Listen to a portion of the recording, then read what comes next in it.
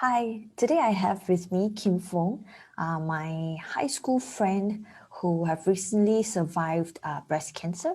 She'll be going through with us on her experiences from the very first chemotherapy right up to right now her being cancer-free.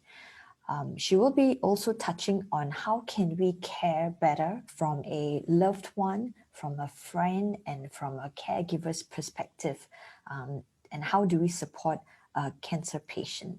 So with no further ado, let's get straight into the conversation.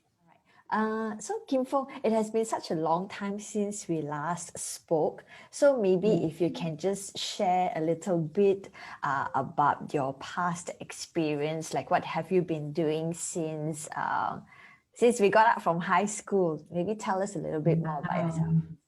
Wow, that's like so long ago. So after I left high school, so I started my uni. Okay, I was actually studying law. Then after that, I started to work in sales line. Then I slowly moved up to actually in the retail management category sector, you see. So the last job I was with was actually managing brands. Mm. Okay, I was actually head of the brand, and I was actually very happy with my job all the time. Okay, and I was actually very involved with sports too. So I was actually very active in hiking, gym classes, and even I started running. Nice. Yeah, so I was actually very into health and activities, things like that. I was actually doing it almost every day, exercising, and over the weekends, I actually joined marathons, you see. Wow. So yes, and what happened was actually when I started to climb up the corporate ladder, I started to have less time for that. And then I started to notice what happened was my health was deteriorating. Mm, mm. Okay, I started to have, stress, things like that, but it was still okay. So since I left, I was like changing a few jobs until the job that I was really happy with, Mm, mm. but it was maybe a bit too much, especially when it comes to office politics and things like that. Okay, so you find yourself spending longer time in the hours, longer hours in the office, and then also trying to hustle your way up to the corporate ladder, and that's where you feel that you have also Correct. certain things have taken second priorities lah. Correct. Like my health, my activities, even my family, I have to put them at secondary or the third place because within a short period in the new company, you of course have to prove yourself. Mm, mm, mm, And being a person that I actually do not compete with others, but I was actually competing with my own self that I want to prove myself that I can actually do it. mm, mm. So it was actually like what you say, day and night working over the weekends of working. So that was my priority at that point. Mm, okay. So then it was only recently, or rather last year during the pandemic, you found out about what you're being diagnosed with. So maybe you want to Correct. share a little bit. Yeah. So what happened was during the MCO period, so I was actually working from home. And then unfortunately I left the job. Mm, So what happened was in April or May, I can't really remember the exact date. I found my right breast was actually swollen. mm, So I was actually very worried because I think it was actually still MCO period where, it was actually fear of going out, especially to the hospital or clinic. mm, And I actually contacted my GP, but unfortunately his clinic was closed.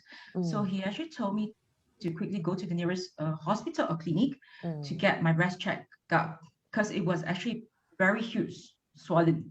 So I actually went to the nearest hospital to get it checked. Mm, And then the doctor actually gave me the anti-swelling medicine. mm. So after 5 or 6 days of medication, the swelling went off. Okay. But the tumor was there and it was actually quite huge. Okay. So the swell subsided, but you felt that Yes. there's still that tumor there. Correct. It was actually a heart tumor. And then what happened was, I still do not want to believe that it was actually anything serious. I thought it was probably a swelling of a lymph nodes or things Mm, like that, mm. because you will never actually think that you are the one who had a tumor with cancer. Yeah. And especially if you don't have a family history. Correct. Mm, So that was in my head. I was thinking, it can't be me. mm, So after that, after a month or two, I didn't feel good because the lump was still there. It was not going off. mm, So I went to my GP, and then he quickly recommended me to go to the breast surgeon ASAP. mm, So I quickly made an appointment, and then I saw the breast surgeon 2 weeks later. mm. So that's when everything was really going very fast. So at that point, when I actually met the breast surgeon, I did my mammogram and ultrasound. Okay. And then after the biopsy report was out, so it was cancer positive. At that point, my tumor was 3 centimeter plus. Mm, mm, So doctor actually advised me to have it removed as soon as possible because I was actually diagnosed with triple negative breast cancer. mm, So mm, as you know, breast cancer has different types. You have your ER/PR positive, your HER2, and if you are negative for all, you are triple negative, which is actually very active cancer. mm, mm. So I did not think much, okay, and I scheduled my operation 2 weeks later, Okay. a lumpectomy. So at that stage, I was only diagnosed with stage 2. So what happened when during operation, the doctor will actually test your lymph nodes. Mm, So during the testing of the lymph node, it was positive with cancer cell. So I had like 23 lymph nodes removed. So mm, which later on, 6 of it was cancer positive.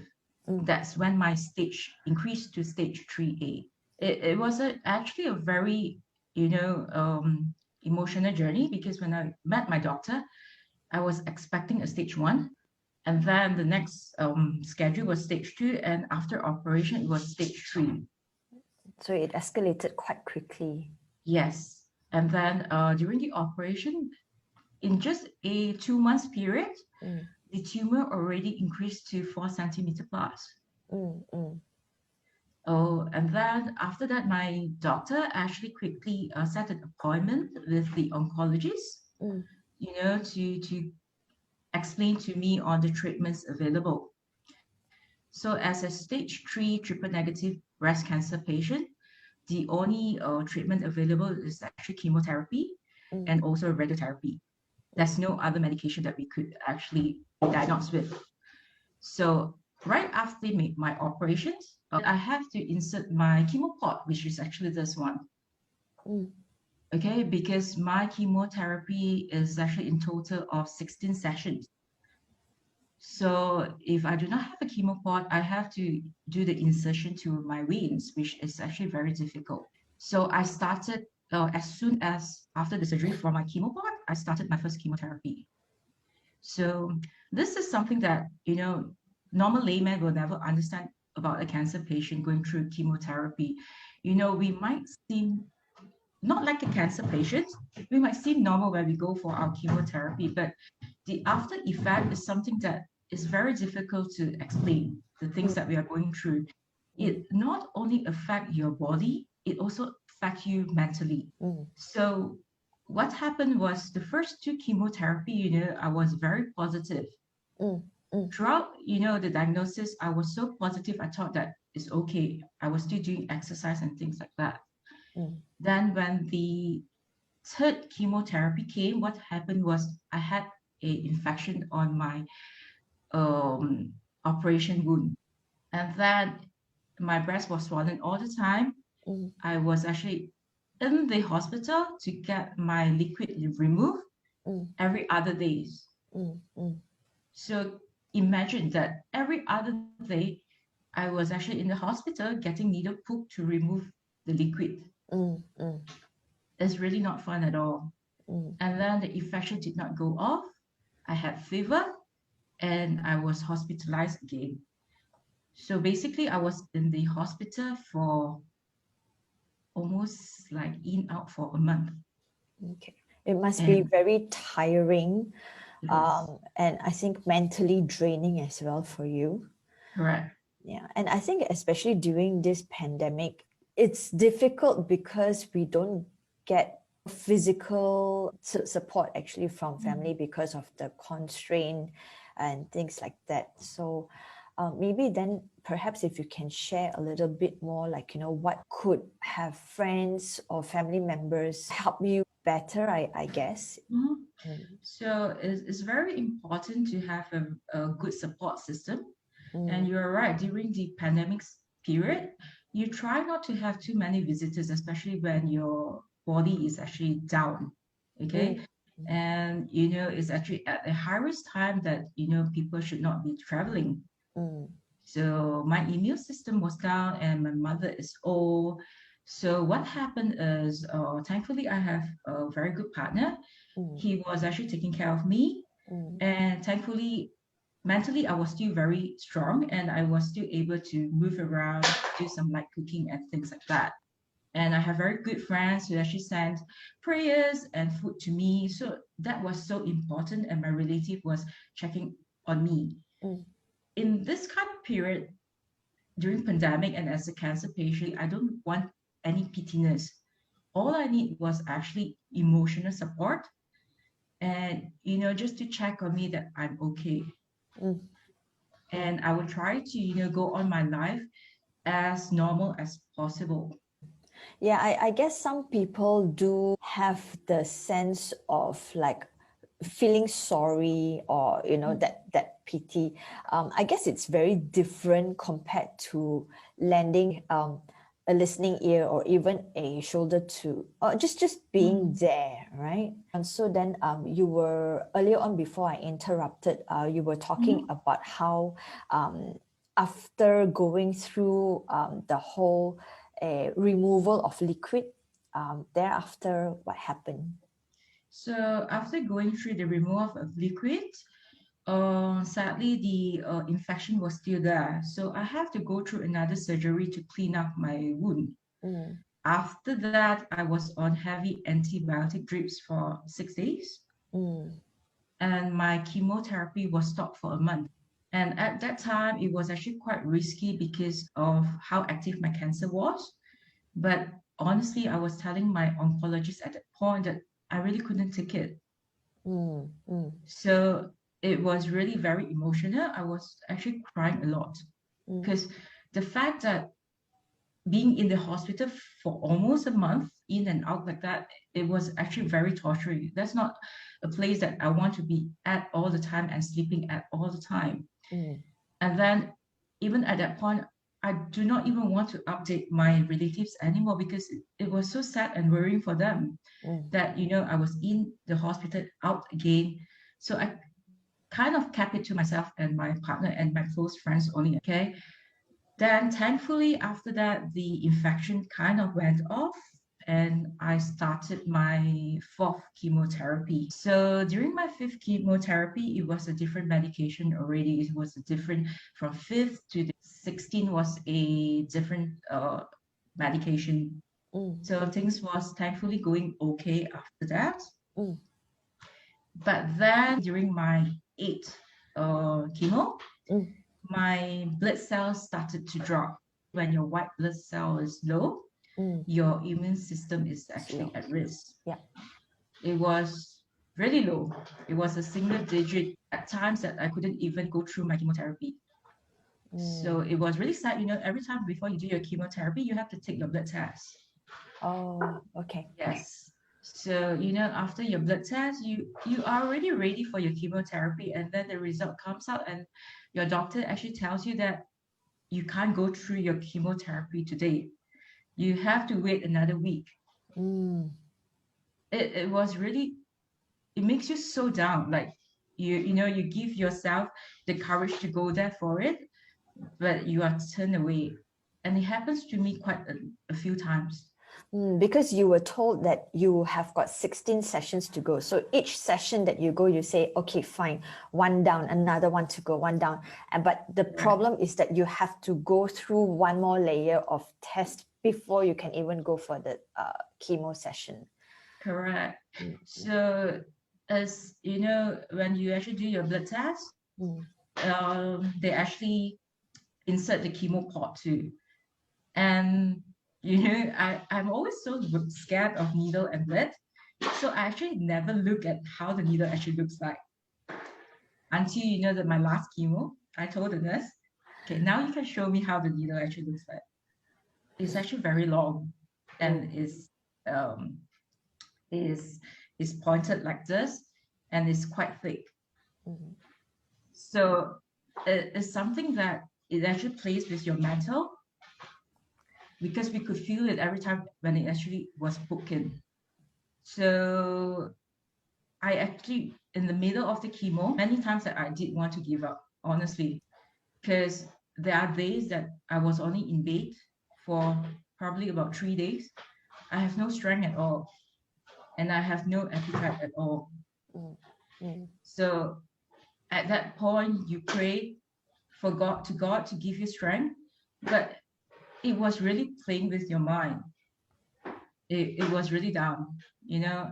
And thankfully, I have, partner and friends who keep encouraging me to not give up and move on.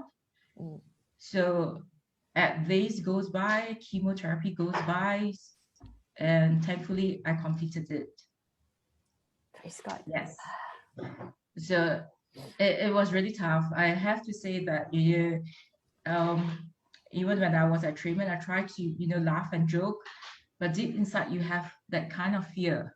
So after I completed my chemotherapy, so I had to go through my 20 sessions of radiotherapy. So thankfully, radiotherapy is not like chemotherapy, okay?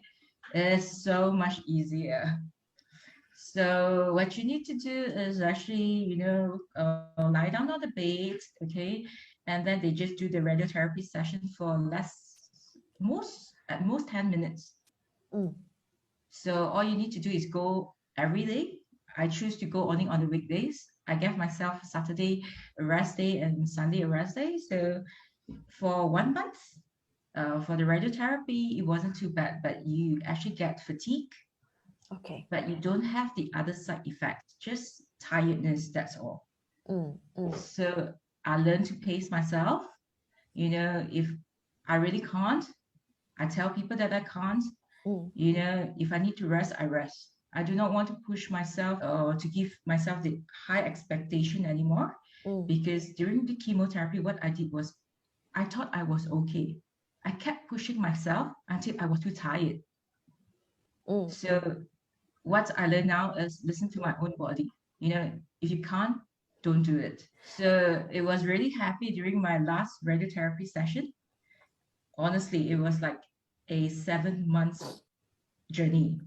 Mm. So after that, I was telling my oncologist, okay, so tell me, what is it now? What is the outcome? Okay, so what he told me was he actually doesn't know whether the chemotherapy actually is working well for me Mm. because my tumor was already removed. We have to wait to see. And he actually advised me to go for a genetic test under the Cancer Research Malaysia. So the genetic test will actually shows where my cancer actually comes from. Mm. So from that result onwards, my oncologist will be able to advise me what are the prevention that I can take.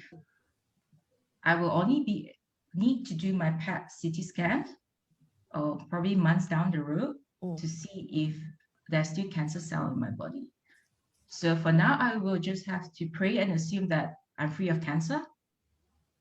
Although every day I still have fear, Mm. if there's still cancer cell in my body and whether this cancer cell will actually spread.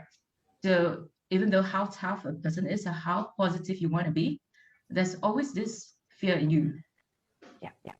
But has it changed your perspective towards how you live now, and maybe how you live and how you take things? I would have to say that this really woke me up. It actually questioned me of what's my purpose in life. Before this, you want to earn more, you want to get a higher position, you know, but now it actually knocks me and make me think no matter how much money you have, no matter how high you climb, does that guarantee your life? You might be even gone tomorrow. So to me now, my purpose and perspective has changed. I would, want to focus on myself more, prioritize my family more, and the people who actually meant to me. mm, mm, You know, I want to work, continue working, but the job will have to have a higher meaning, not just for profit, mm, mm, something that I could give back to, the society and people, to actually give people a understanding of, your job, your wealth is not everything. mm, mm, For example, before this, I actually never thought that I would be struck with this. mm. And then you will never buy, the highest insurance premium and things like that.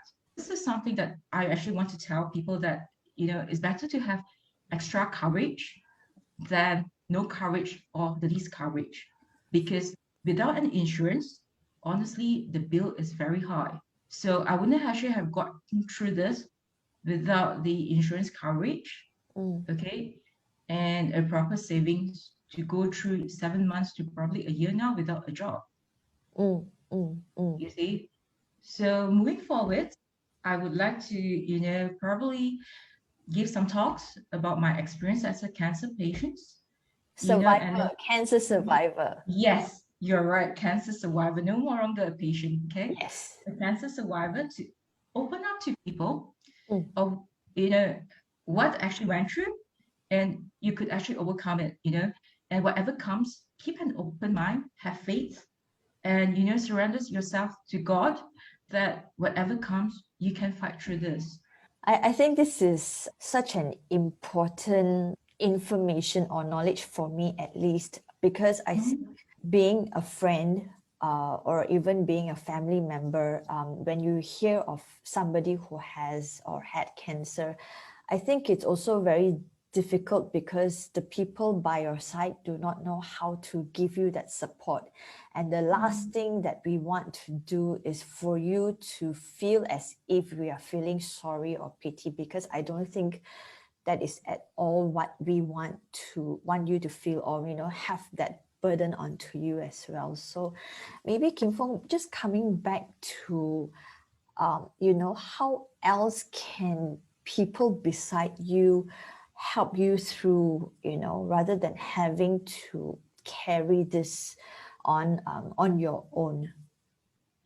I think what my friends, family has been doing was the right thing.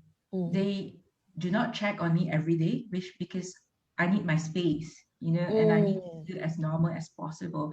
But it's very nice off and on when people just ask you to go out like normal or just come and visit you like normal, sending you, things to cheer you up, even prayers and things like that.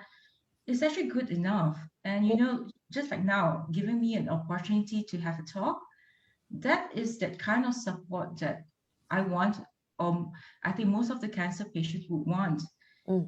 to share and to feel that we can be normal again. Yeah, I think that is the key word, is to feel normal, although you have got all of this coming at you. But I think the sense of it's okay, it's all going to be okay, I just need people to not behave differently around me. Correct. So, when people cry in front of you, Mm, that makes us even worse because worse. we are trying not to cry so much, you see.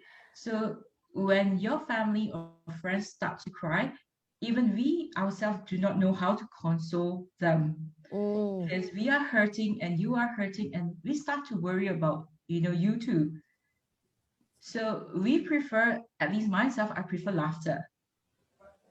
You know, absolutely. yes, Yeah. I prefer laughter. If I can, I have the stamina. I'd rather go back to normal activities, Mm, but I'm taking baby step now. But I'm happy, like my friends are starting to call me, but they are very considerate. They won't, expose me to crowded areas and things like that. So, yeah. we go on hours that are less people, places that are less people, but we started to meet up like normal. And even in because before this, I was actually doing my master's. So I stopped during my operation. Mm, So in July, I'm going to resume my master's again. So, and then slowly on, maybe I will start with, ad hoc jobs and things like that. mm, Yeah. So I think that, after my hair start growing back, you know, I will feel more normal because, okay, another thing I did not mention, during when I was diagnosed, I thought that losing hair was fine for me. Mm, I was very proud to tell my oncologist it's okay. So what happened was during the second chemo, my hair started to fall off. mm, Okay, that really hit me because it did not fall off like all together. It mm, was chunks. And the chunks was so depressing mm, because it's starting to fall off chunks here, chunks there, and it mm, was all over your body. That was really depressing. mm, mm, So that's another thing I would like to advise, cancer patients. Try not to go through that phase. If it starts to fall off, it's better to start shaving it off so you don't need to go through that kind of trauma. After I shaved it off, I felt so much better because I don't need to have hairs all over my body. It was so sad. yeah, to see it fall off, and you don't want to go through another session to see it fall off again, so you might want to go straight to removing it completely. Correct. Maybe another time or things like that. I don't even mind to show my picture of how it was like. It was horrible. I looked more like a sick patient than I was with bald hair. When you have patches of hair here and there, you really look like a sick patient, and that is not something that you want to look at yourself. Mm, mm, When you're bald, it's fine. It gives you that kind of freedom to be bald, you know. mm, mm, And then um, after you finish your treatment, the second fear you have, another fear we have is your hair going to start growing back? mm, It will start growing back. It's just a very slow process. mm, Okay. And now my hair is, a bit longer. Okay. So everyone is different. So some people will have, start with patches first or white hair.